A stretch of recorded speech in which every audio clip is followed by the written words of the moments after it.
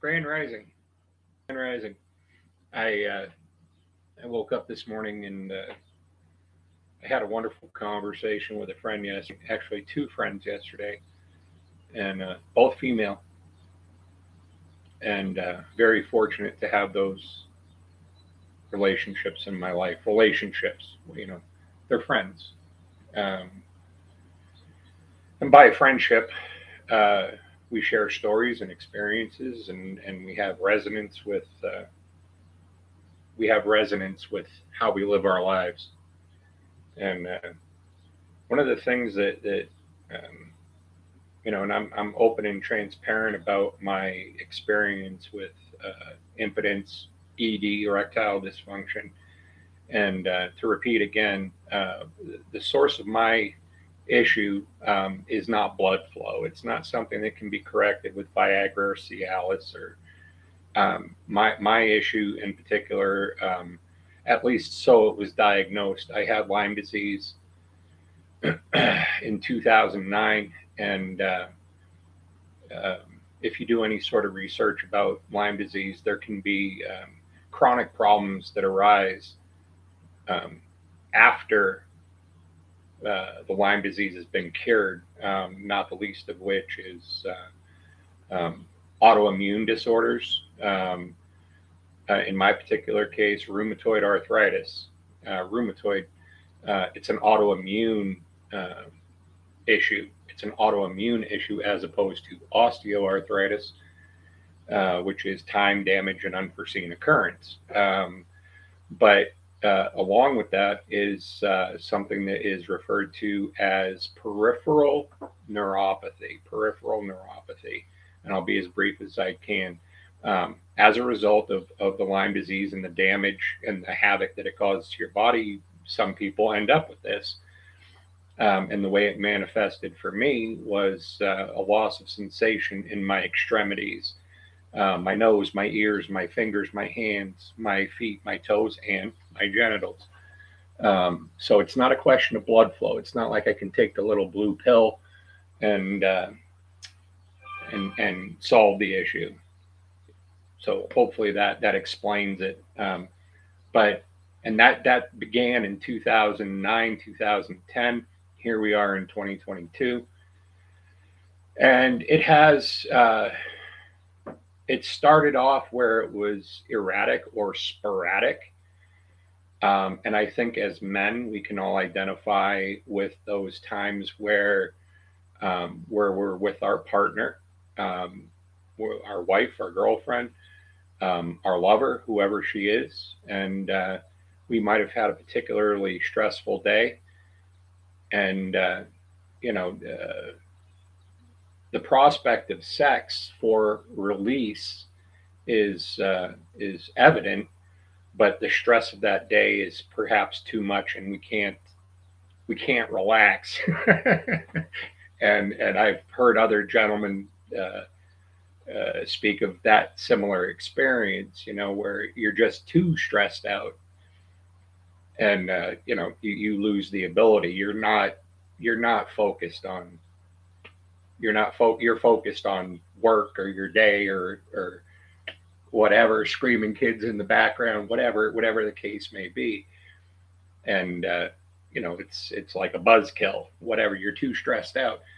But in that, I would also like to uh, interject something about stress. Oftentimes as guys, and I know, I know a fair amount of trades, construction workers, and where some of them have been pretty forthcoming about their and some overly so to the a point of vulgarity, but in those particular cases where they've shared their own experiences about being so stressed out that they couldn't perform, um, I would say good, because I'm a firm believer that we're water. The body, the human body, it's what is it, 90% water, and I firmly believe that water holds all memory. Where is this going? So you're stressed out. You want release. You want to relax. Your partner is agreeable. This is a mutually consensual, loving relationship. Your partner is agreeable, and you're too stressed out to have sex. And why I say kudos is because when we exchange our fluids, um, I'm a firm believer that, that stress that I'm releasing is being absorbed by my partner. Um, I'm releasing. I'm having an orgasm, and the vaginal wall is a mucous membrane, and it absorbs, much like the mouth or whatever. So, do we really want to? Do we really want to pass off our stress on our partner who we love? No, I don't. So, that aside, some of the things that I've experienced since my impotence has really kind of taken hold. I've met some fine women, wonderful, nice, polite, attractive, intelligent, witty, funny. Um, I've met some wonderful women, and it's interesting because I am generally very transparent about that. If I'm gonna if in the dates that I've been on, and when I my definition of a date, I know that with time the definition of words becomes skewed and changed. But my definition of a date is going out for coffee, going for a walk on the beach, going out to dinner or lunch, spending some time together where you can talk and have, get to know each other. Um, I know for some people, a date means a hookup. That's not what I'm talking about. But I've been on dates.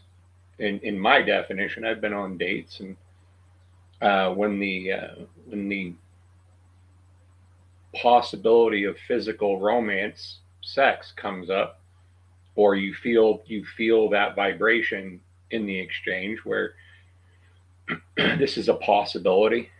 I am generally very transparent about my limitations, and what I have found is that um, the reactions and the responses that I've experienced with females, and they're wide and varied. The reactions and responses. For some women, that is, having intercourse is a very important part of sex for them to have a satisfying sexual experience.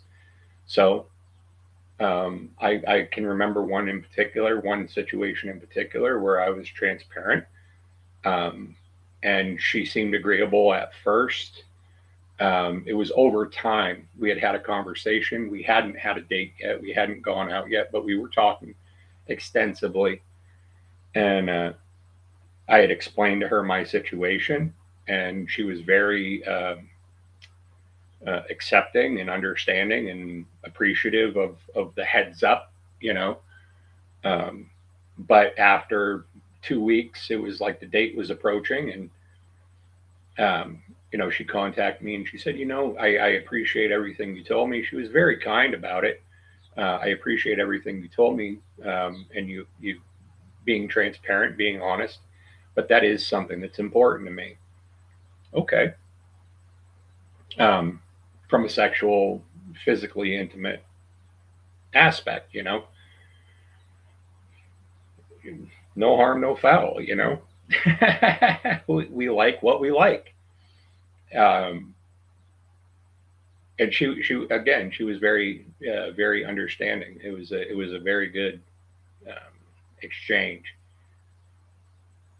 Now, in other circumstances, there has been females who have, shall we say, it's almost like they think that I'm it's like part of a game that I'm saying this, like who in their right mind would say, I have ED, you know, but in some cases where I've had experiences on a date or with a woman, they almost see it as a challenge. Well, like, oh, it's part of his game, or I am so much of a woman that I'm going to cure him of this. And it's like, no, you're not. Sorry. And it's a kind of a crushing blow to their ego when they realize, in fact, no, oh, he was telling the truth. Yes, I was. um, but in those cases where I have uh, found a level of romance and intimacy, and the date went to 2 dates and 3 dates and whatever, and there was an increasing sense of attraction and found our being physically intimate or sexual. Um,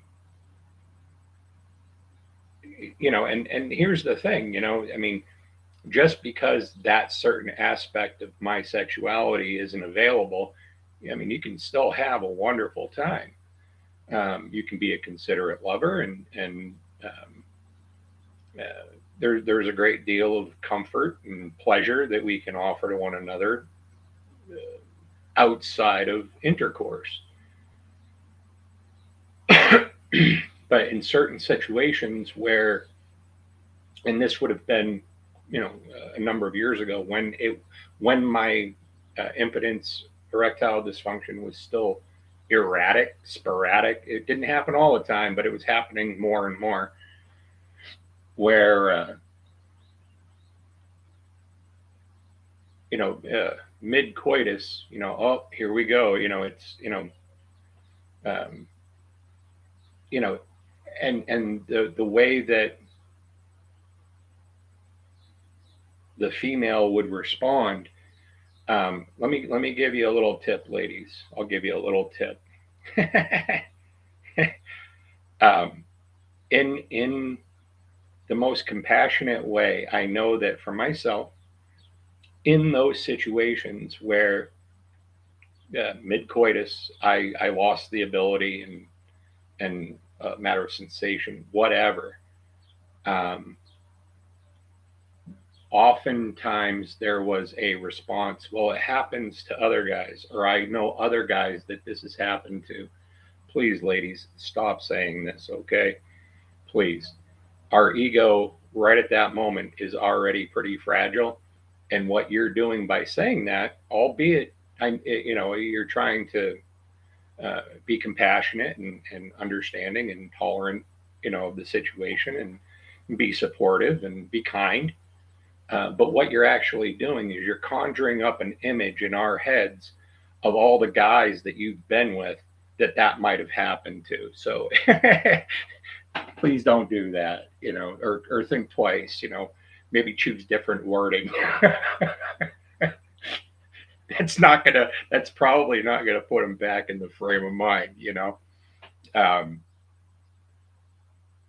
but the thing I really wanted to focus on is how it really affects women. And I want to be articulate here, and I want to use the right words. I believe that when you're in a loving relationship and there's a great deal of pleasure when we can pleasure our spouse. As a man, when I can make my partner feel, my girlfriend, my spouse, my wife, when I can make her feel good, it makes me feel good. Um, and on the flip side of that,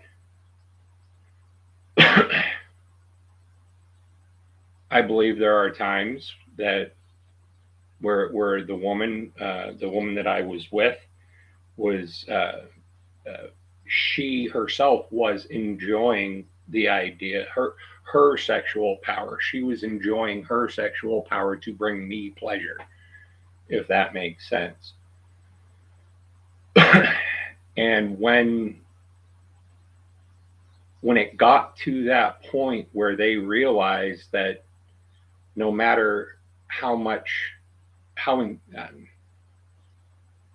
how much they were how much energy they were expending, realizing that yes, it felt good. It emotionally, on an emotional level, it felt good to me that they were offering themselves to me, that they were doing something solely for my benefit.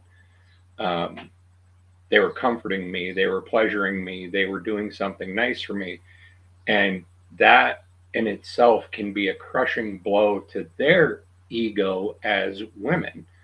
Um, oh, what's the matter? I'm not pretty enough. I'm not sexy enough. Um, I'm doing something wrong, and all these thoughts and these expressions, oftentimes maybe not in the moment, but over the course of time, where my partner has shared with me, how it made them feel, you know, and that's what I'm addressing, So when if and or when this occurs with us as men, we have a moment, we have an experience with impotence, and we're actively engaged with our partner. These are the things that she's going to be thinking about. And as men, we need to be kind. We need to be a little more caring and compassionate for our partner. You know, she's probably feeling incredibly insecure, um, not pretty enough, not sexy enough, like she might have been doing something wrong. So, in our own loving way, to put her mind at ease, and it's a crushing blow to our ego when that happens, and it's very easy to be very self-centered. But you got to remember that there's a person laying beside you there that might not understand fully what's going on, and that's where transparency comes in. You know, let her know that she's beautiful. You wouldn't be there otherwise. I wouldn't be laying by your side right now if you weren't beautiful, if I didn't find you attractive, if you weren't sexy, on and on. So it was just something that really like chimed in, via, it was something that through the course of those two conversations I had yesterday, that it really, I mean, I've had this, it's been there. It's just, it was a question of feeling inspired enough to talk about it or bring it out. But as guys, yeah, it's a painful experience for us as guys when we lose the ability, even if it's only an occasional uh, moment of impotence brought on by a stressful day at work or whatever. But as a guy, you want to be a considerate partner, lover, friend. You want to be intimate with your partner, um, and be kind, and realize that they're having your partner is having certain feelings about why this might be happening, and to remind her that you're there for a reason, that you care about her, that you love her, you find her attractive, that she is sexy, et cetera, et cetera. Whatever it might be for that particular individual woman, it's like, it's not your fault. um, but with that, it's just a brief share, be kind, um, be kind, and be kind to yourself too, be kind to yourself too, don't beat yourself up. And a word of encouragement here, I've been experiencing this now for since it began again in 2009, 2010. And I'm telling you, when you take away um, again, it kind of goes back to something I said in another share. When you remove that preoccupation with sexual exchange with your partner, and you begin to see them uh, without it's a pleasant distraction, but when you begin to see your partner without um, uh, and that is something that it was, it was something that uh, I was not expecting from this experience to view a potential partner or just simply women in general. Um, you know, she's not beautiful because she has long flowing hair. She's not beautiful because she's well endowed. She's beautiful because there's a beauty that goes beyond the senses. And to find that appreciation within myself, undistracted by sex, is a wonderful place to be, guys. So don't it's very easy to beat ourselves up when when these types of things start happening in our lives. And there's something there. I'm telling you guys, there's something there that the friendships that I have with women, the relationships that I have with women now are just beyond anything that I could have ever imagined. you know and I'm so grateful for that. It truly, I'm like, wow. But I had to share that. I really didn't want to. I was definitely guided. I felt that pull. I definitely did. But as I reached over to hit, go live, you do I really want to do this? And it's like, yeah, do it, man, do it. I need to say it out loud, and maybe somebody out there needs to hear this, because it does. It's not just about us, guys, when that happens. It's about our partner, and if we love them and we care about them and we have a level of compassion for how they might be feeling in that moment, um, just reminding them that they are loved and that they are beautiful to us, and we wouldn't be there otherwise. So with that, I'm going to sign out. It's going to be a nice day. It's a nice way to start the day, and whatever fear or anxiety I had about pushing the button to go live has passed. So with that, I will wish you all a pleasant day and a peace that surpasses all understanding. I'm out.